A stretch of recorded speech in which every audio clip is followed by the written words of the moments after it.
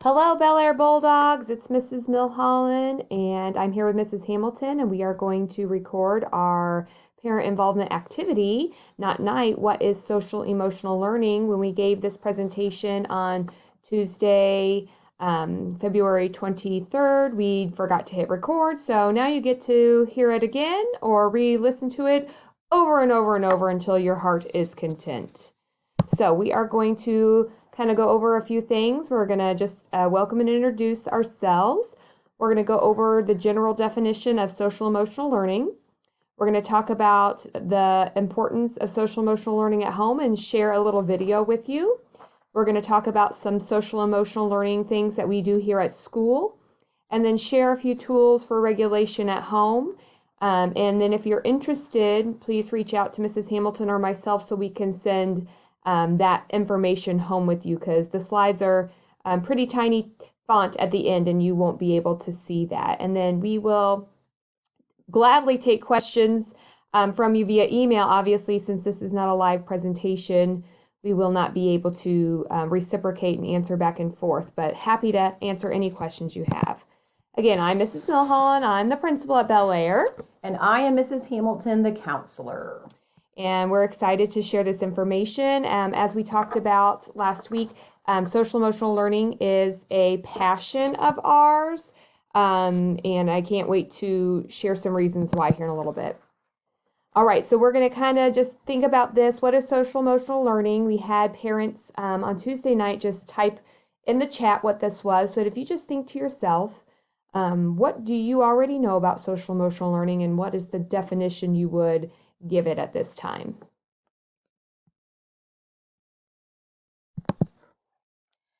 So there is a wonderful organization called the Collaborative for Academic, Social, and Emotional Learning, or by their acronym, it's CASEL. They have been in action trying hard to promote social emotional learning in the educational setting for a number of years.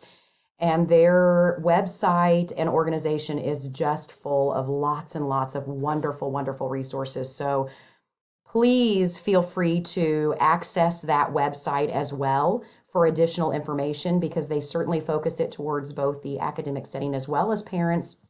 But they also have created for us just a very broad definition, if you will, of social emotional learning.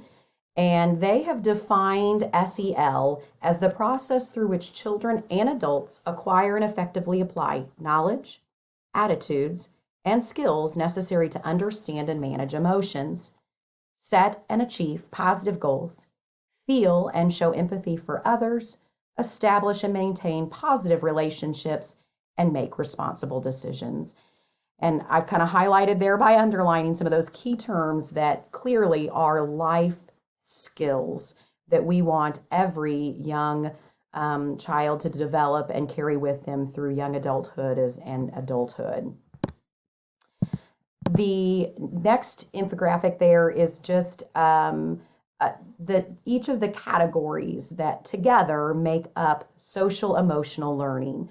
So when we look at social emotional instruction in the academic setting, we are looking at these components working together to create a whole program of social emotional development. We want to teach kids self-management, social awareness, relationships, decision-making, and self-awareness. All of those components are critical to develop a successful social emotional learning program.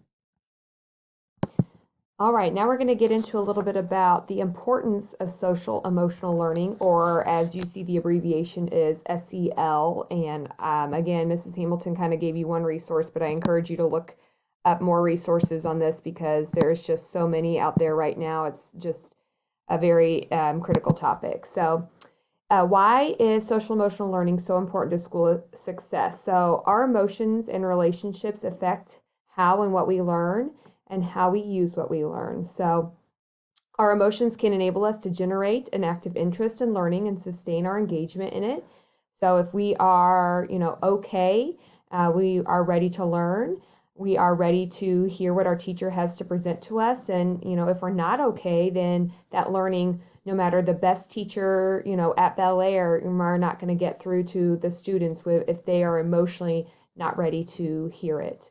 If you've got unmanaged stress or poor regulation of impulses, they interfere with our attention and memory and contribute to behaviors that are disruptive to learning. So, if you maybe forgot something or, that kind of thing, where you in a situation where you are already stressed out, that our kids feel the same way, and they don't get some of those key components that the classroom teacher is doing if they are feeling poor regulation at that time.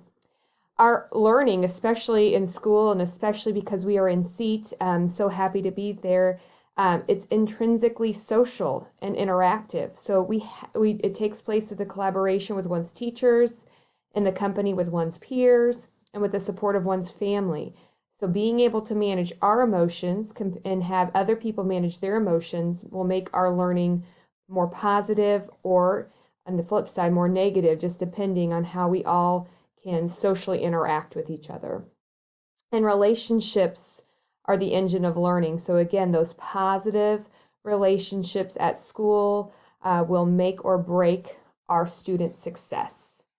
So this next thing that we're going to show you is a video. It's about 10 minutes long, and it kind of goes over some of the key components that Mrs. Hamilton shared with you in that infographic earlier about what social emotional learning is as far as the parent's perspective.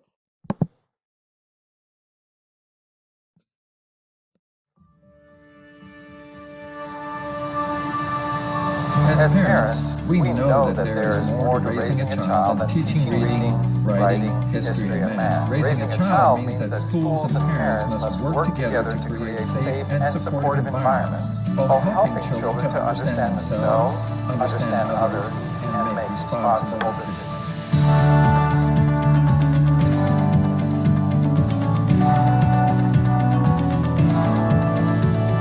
It's important for children to see that they have role models that aren't always the ones that they expect to have. You know that saying that parents are the first teachers, that's very true, because I think that as a school, there's only so much that we can do. I think parent involvement in school is huge, because I think it's really important when kids feel the partnership that their families have with the school. And so we work to have structures and systems in place that will help kids be able to do those things.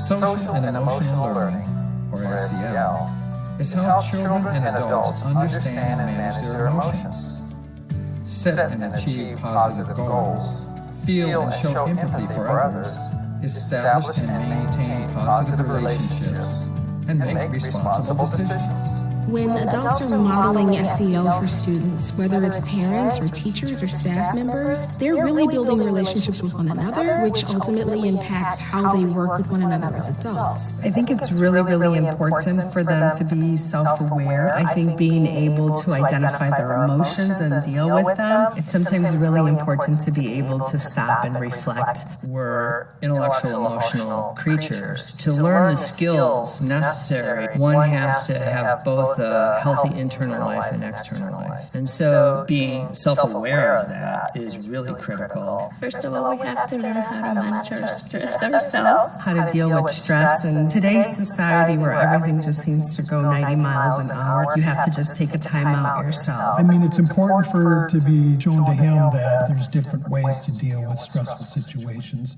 Teach him how to deal with emotions. Like, did we give them the skills to be able to handle conflict or resolve conflict? When kids are able to process their own feelings, acknowledge what's going on with others around them, not only for others, but for oneself, right? Forgiveness, and what led to this? How might I do this differently? They have to have a sense of empathy. They have to have respect for other people, other cultures. I want him to learn how to interact with other kids, how to play, how to cooperate, how to do things together, also have fun. And I think that has been the best thing with my relationship with my daughter, that she's able to communicate well with others, speak her feelings. That's important because the world around us is all about relationships. Our children need to be able to guide themselves through there so that they can achieve those things that they need to achieve and be able to communicate them effectively. I'm always thinking about how are we potentially impacting students in a way that will make them think twice. Like, how are we helping them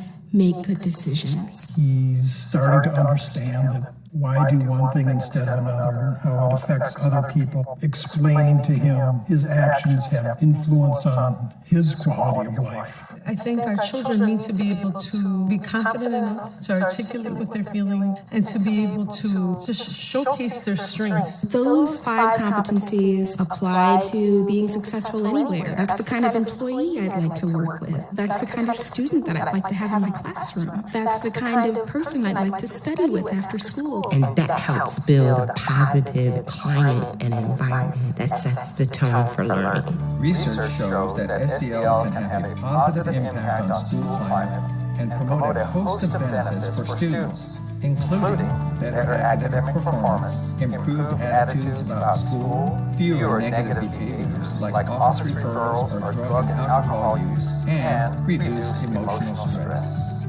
Every child can reach their full potential and are provided the supports and the resources that they need to reach that potential. My hope would be that families are engaged and feel welcomed at the school and can get the resources that they need through the school. In order for students to meet their full potential academically, I think that their social and emotional needs need to also be met. Social emotional learning is something that people can learn and that we can help to teach that. My wish or my hope is that schools see themselves as places of support for kids and families and community. We are their number one role model. Between modeling and direct engagement in their education and direct engagement with the school and the teachers and participating, the parent's the number one educator from day one. Those strategies that mom and dad share with them are also the same strategies that schools have shared with them. As students learn social and emotional skills, it's important that they have opportunities to practice and apply those skills in real-life situations, both at school and at home. One of the ways that parents can help children at home through the use of social emotional learning is to connect with the school, whether it is attending local school meetings, parent-teacher conference, emailing their teachers. I think it's just important in whatever way you feel you want to engage to do so. Parents can help bring SEL into the home in many ways. Here are 5 examples to consider. For self-awareness, take time to talk about feelings with your child every day by sharing your own feelings and asking your child to name their feelings as well. For self-management, teach and model positive ways of managing stress, disappointment, and anger. For social awareness, use story time to develop social awareness by asking your child how they would feel if they were in a similar situation as the characters in the story. For relationship skills, develop your child's ability to resolve a conflict by asking questions about the situation instead of giving advice. For example, try asking, what do you think your friend was feeling when that happened? Or, how can you work to make things right? And finally, for responsible decision-making, talk to your child about consequences by asking questions like, what might happen if you choose not to wear your coat if it's cold outside? Or, how might your friend feel if you choose to cancel your plans to get together?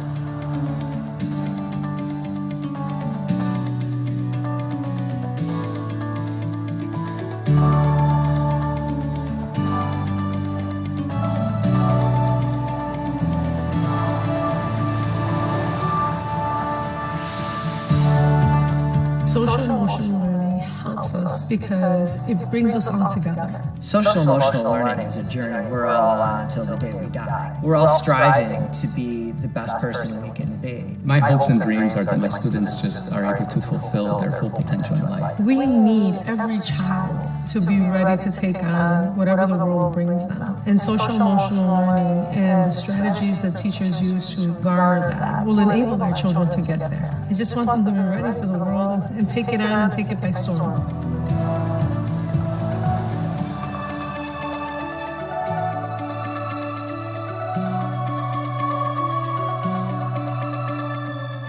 For more information on social and emotional learning, go to castle.org.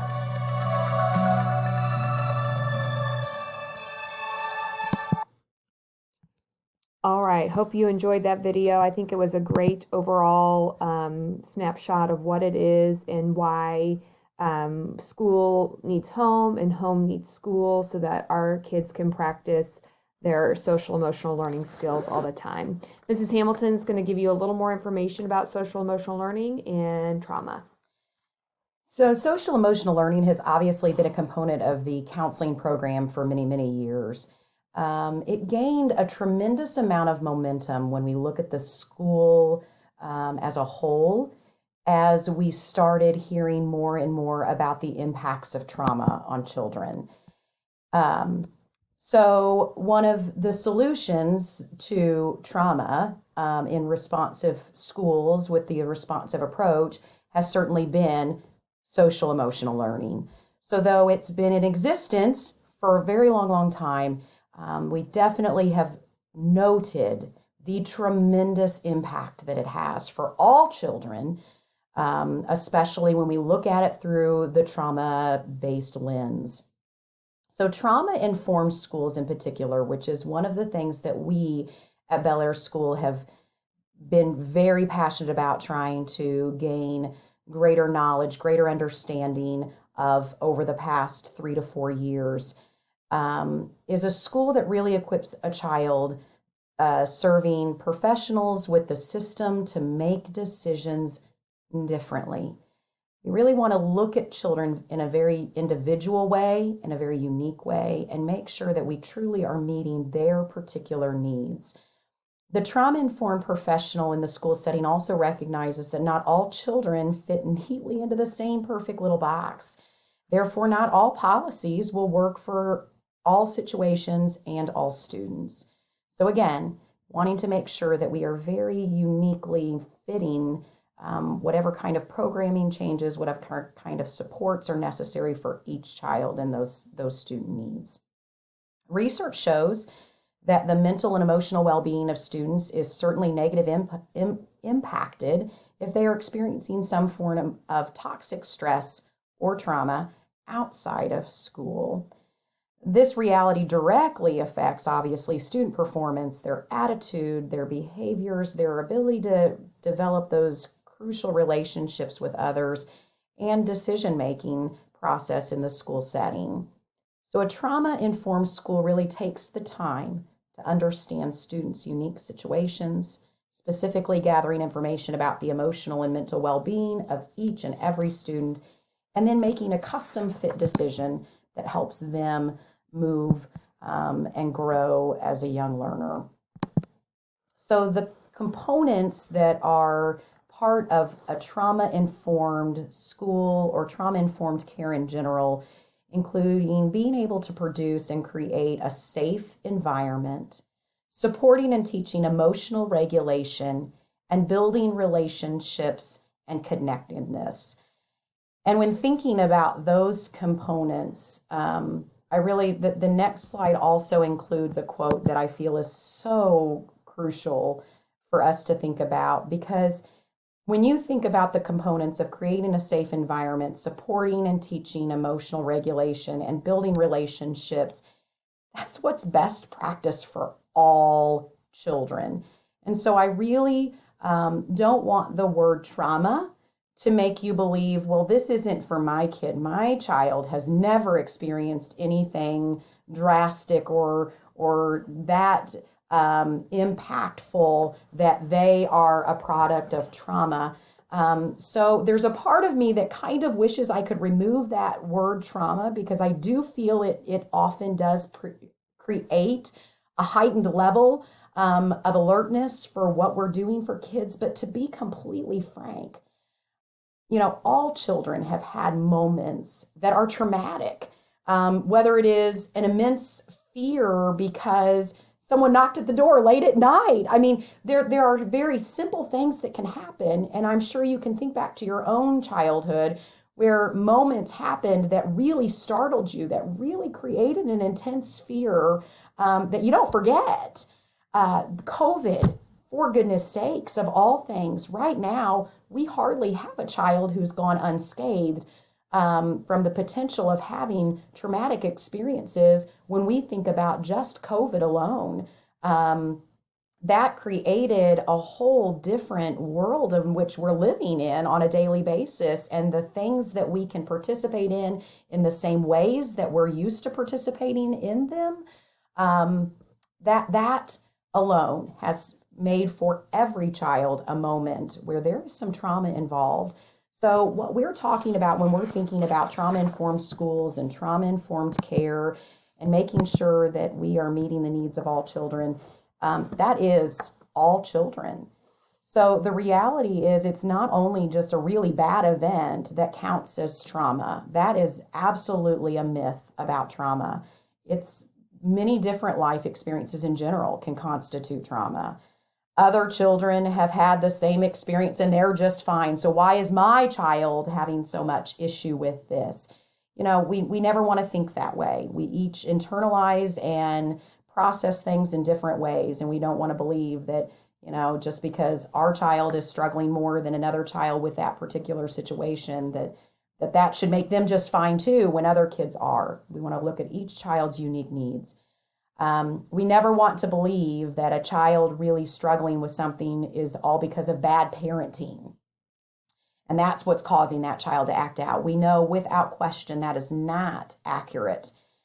And lastly, another myth we want to make sure that we erase from our thoughts is with just enough love and support, they're just going to simply grow out of it. That's not always true.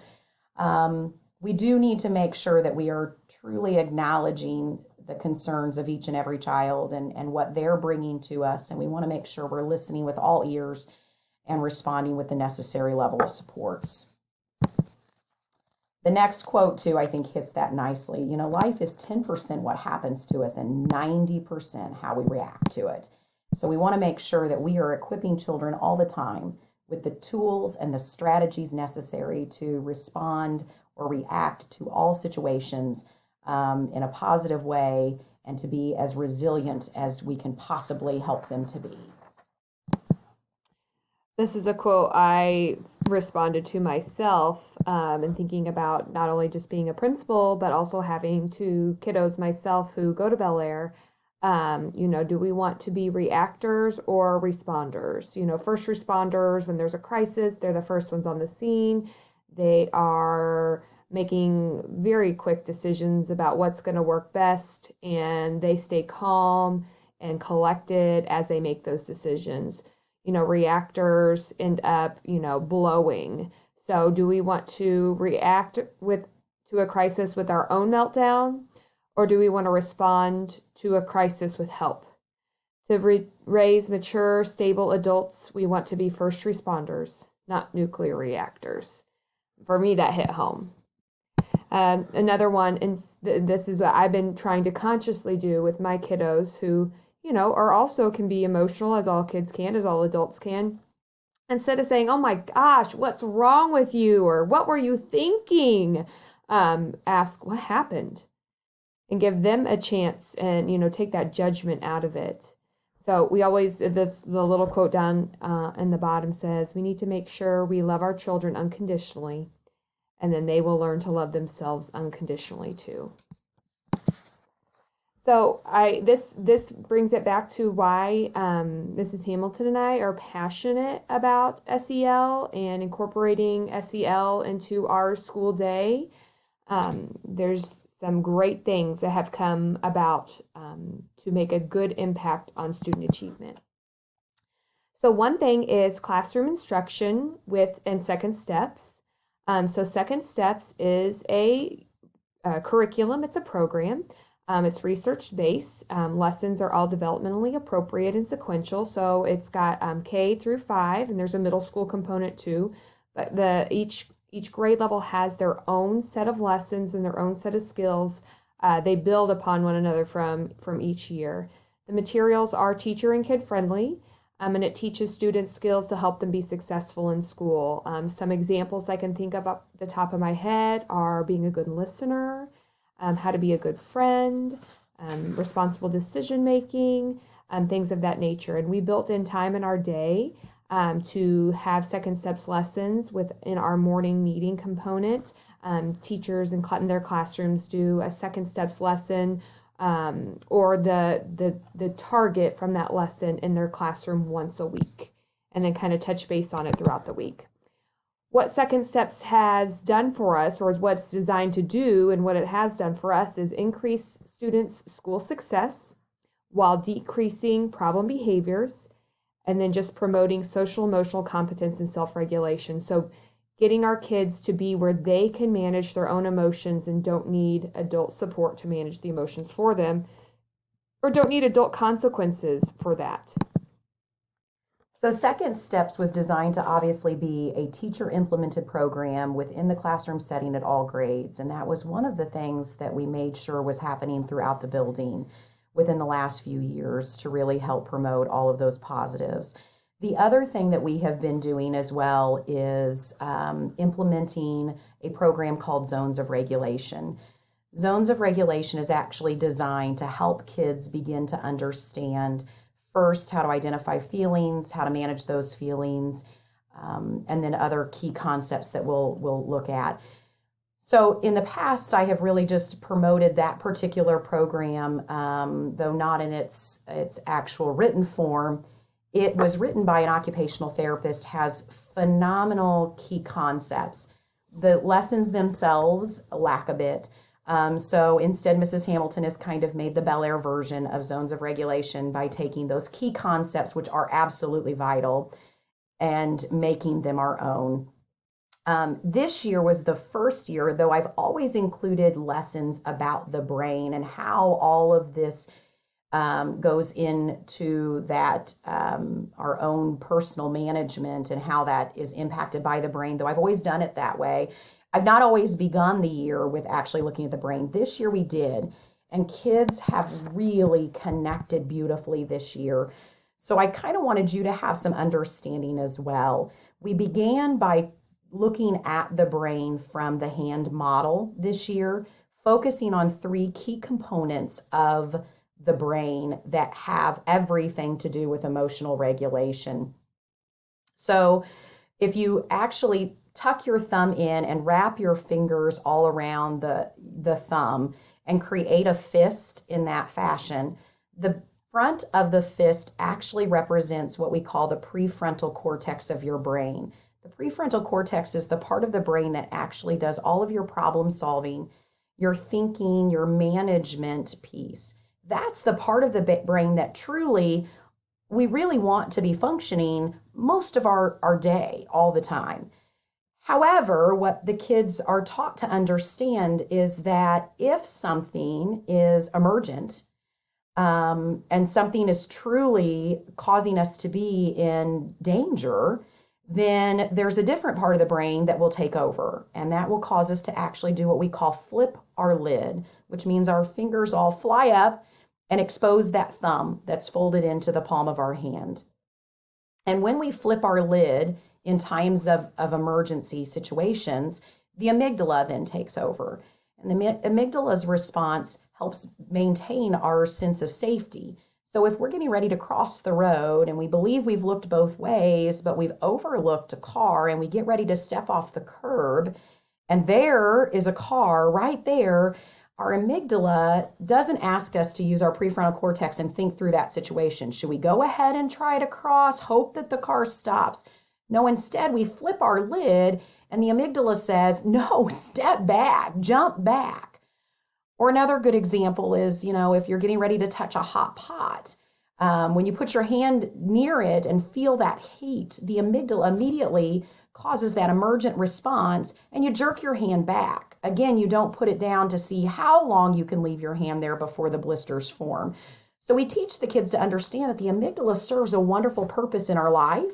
It really does help protect us and save us when there are emergent situations.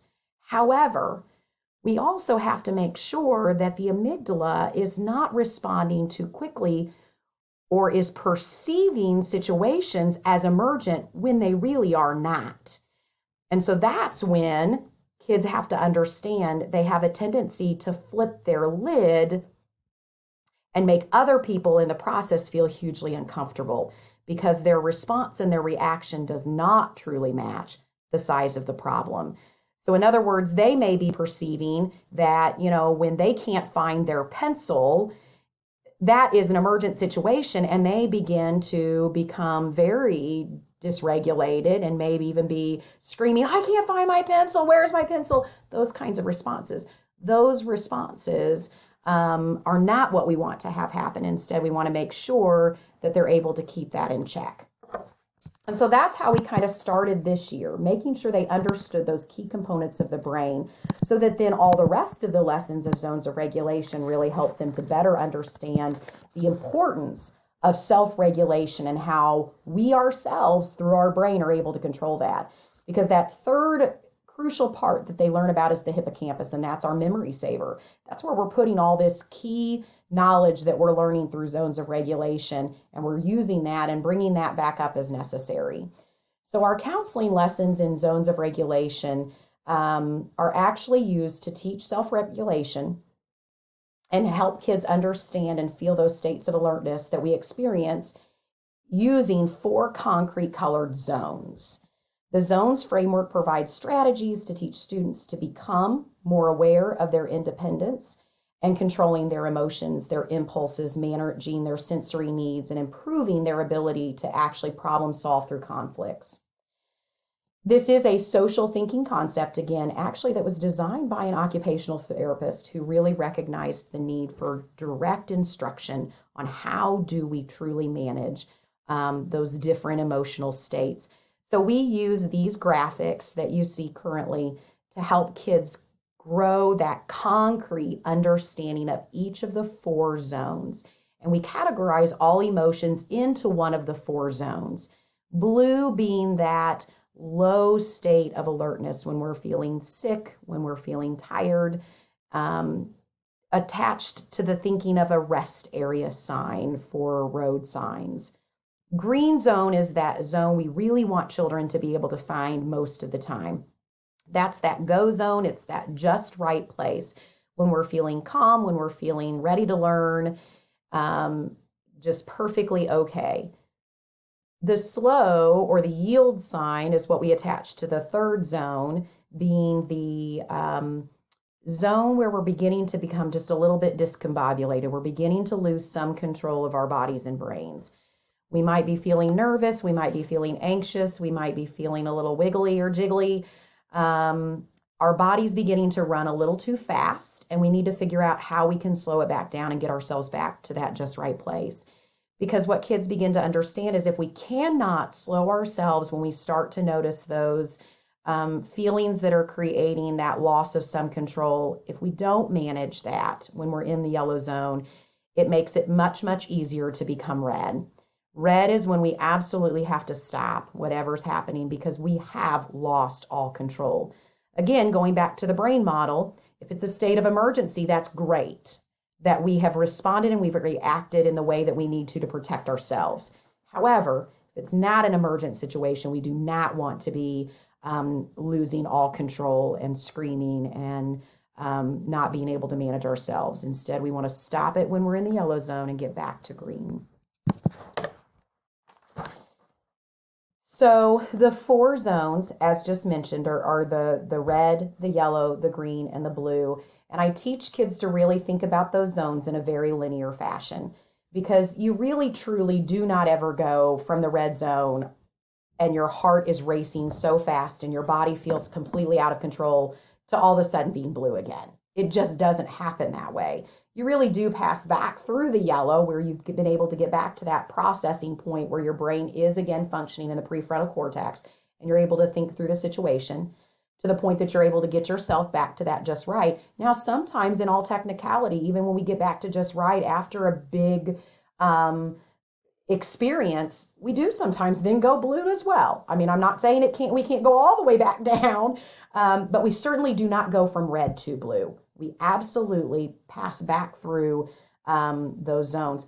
Same thing is true if we're in the blue zone. We don't all of a sudden jump to yellow. Some kids will often say, Mrs. Hamilton, you just really don't know me then, because I can go from green to red in 2 seconds and I never pass through yellow. And that's what I do stop kids when they say that. I said, no, that's not true. You absolutely pass through yellow. We all do. What's happening is you're not recognizing when you're at yellow, and that's what we've got to get better at.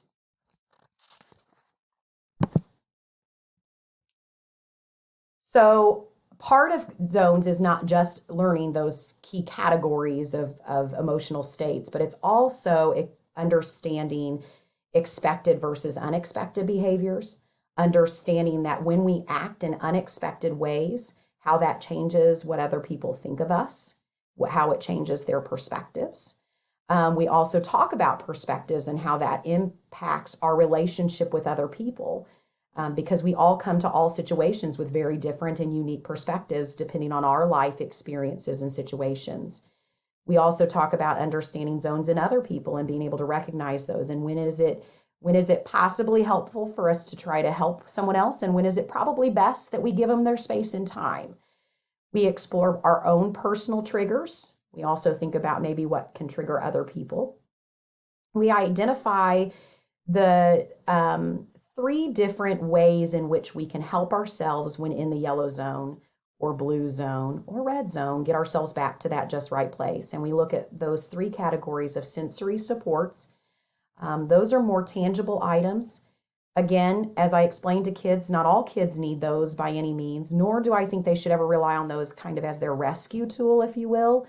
Those sensory supports are actually identified for kids who really do have some type of sensory deficit, where when we are able to match them with just the right tool, it really can help them stay green. It's not necessarily going to be great if they're in the red zone to try to get them back to green, but we identify that support as being hugely helpful to maintain focus and attention and readiness to learn while in the green zone using that support. We also talk about calming techniques, those really simple things such as taking a walk, moving ourselves to a quiet space, getting a drink, reading a book, listening to music, all those different strategies that we can use to just keep ourselves just right when we notice we're kind of getting a little discombobulated. And then last but not least are the thinking strategies. Thinking strategies are things like understanding and recognizing our circle of control and those things that we can't, sizing up our problem, making sure our reactions match, thinking about our inner coach versus our inner critic and what that can do for us. Then from that, we create our own personal toolboxes where kids start developing a resource within that hippocampus in the brain where they're storing all this knowledge to know what to do when that need comes up. And that then leads us to what SEL practices have truly done for Bel Air over the years. Okay, so this is probably my favorite part of it. It's, the data part. I didn't include the academic data at this point, but I feel like the behavior data kind of will help parents understand why we're doing this, why it's so important. So 2016-17 was my first full year at Bel Air. And during that year, we did not have any social emotional learning practices.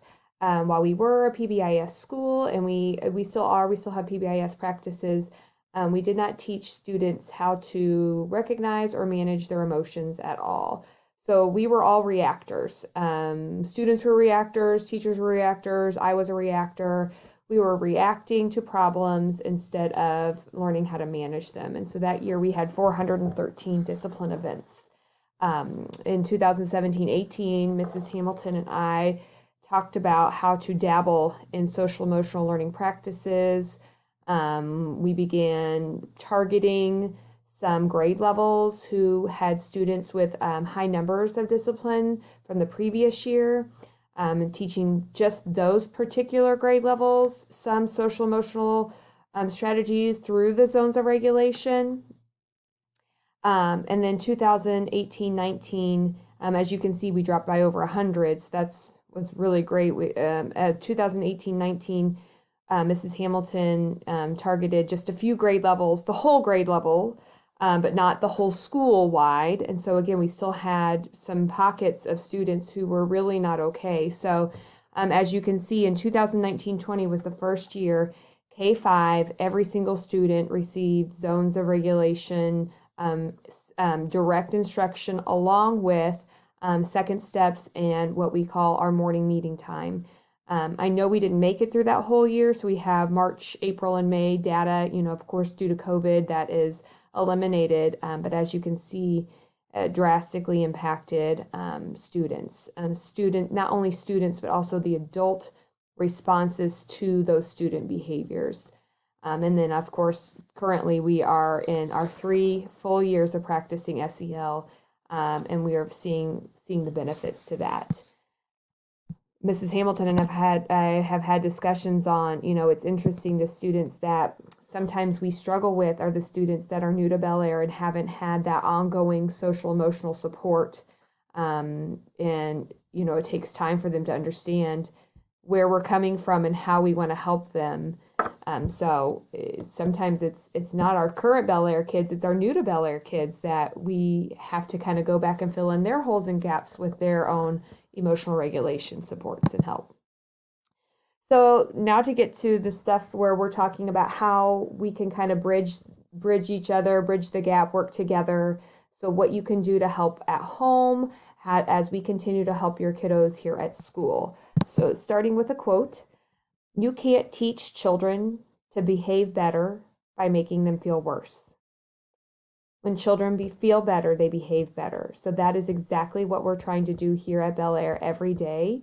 And what I have to remember myself as a parent at home at night, my kids are not going to act emotionally regulated if I am a reactor to them when they are being a kid and misbehaving or making a poor choice, as kids do, because that's our job as adults, is to teach them those. So I know, again, this is the really teeny tiny small print that you're not going to be able to see, but Mrs. Hamilton's going to kind of help walk us through some things. And then again, we would like you to request these supports for you at home through an email to one or both of us, but we're going to talk through it first. So there is a packet of information that supported our SEL night that was performed virtually for parents. This is our redo, our makeup.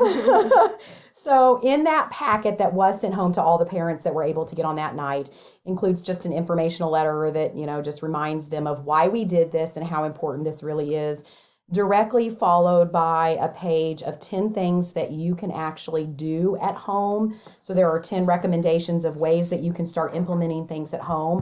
I highly, highly recommend that you don't try to feel like you must do all 10 the second you get the sheet. In order to make this be the best situation it can, pick one. Focus on just that one till you find that comfort level and then move on.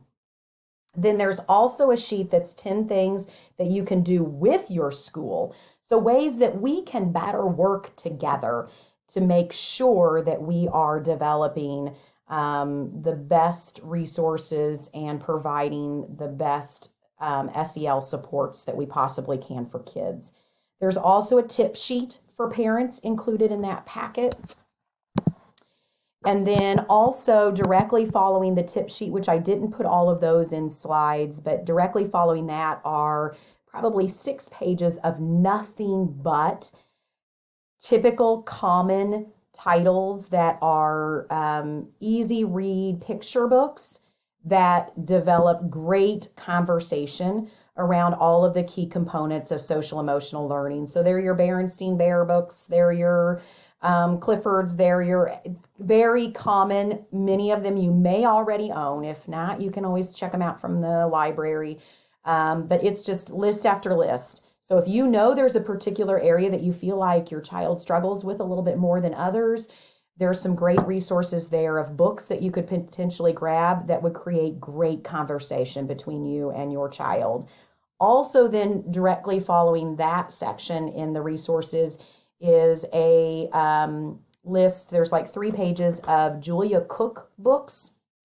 Julia Cook is an author who writes books very pointedly directed, almost as if they're written as social stories for children.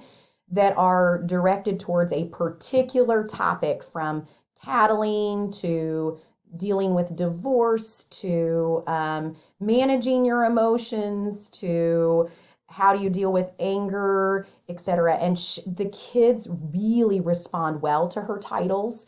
They're a little bit harder to obtain, but they're easily accessible on Amazon.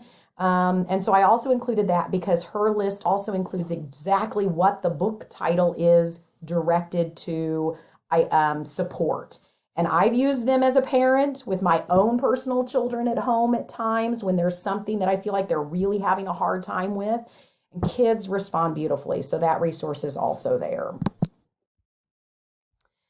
And the last little section prior to us getting to a part where it asks for questions, which obviously you're not going to be able to do in this format, but certainly please reach out to us. We'll end with the final quote of the more often a child experiences nurturing in times of distress, the more easily they grow to nurture themselves and others in times of distress.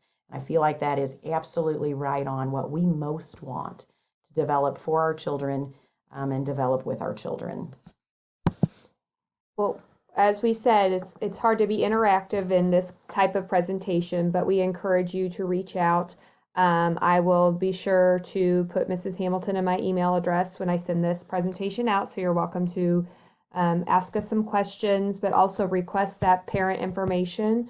And then we just wanted to give a little bit of credit where credit is due. These are some of the resources that we used.